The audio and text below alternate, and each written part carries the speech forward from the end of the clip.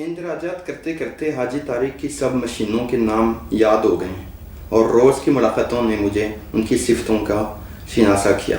اس وقت میرا سابقہ 23 لڑکیوں سے پڑتا ہے، جن میں وہ غیرت مند سی نادیہ شامل ہے، جس کو میں نے 2 ماہ پہلے رکشاسوں کے چنگلوں سے چھڑایا تھا، اور اس کے ساتھ لمبی سی نبیلہ ہے، چھوٹی سی سونیا، موٹی سی ریما، پتلی سی زارا، کالی سی آشا، گوری سی نینا، چلبلی سی فریدہ، لاغر سی مسکان،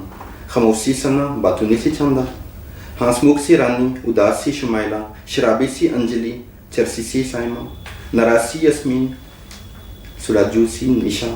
چھوڑی سی کومل، بڑی سی سیما، بیزار سی نرگس، باغ و بہار سی صبا، فیاض سی سونو اور کنجوس سی فائزہ۔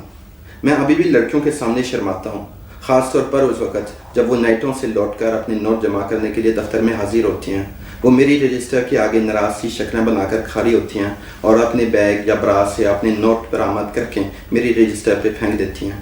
وہ اسی طرح دھندے کے اس ازلی اصول سے اپنی خفگی ظاہر کرتے ہیں جس کے تحت رنڈی کی کمائی دلال کو جاتی ہے۔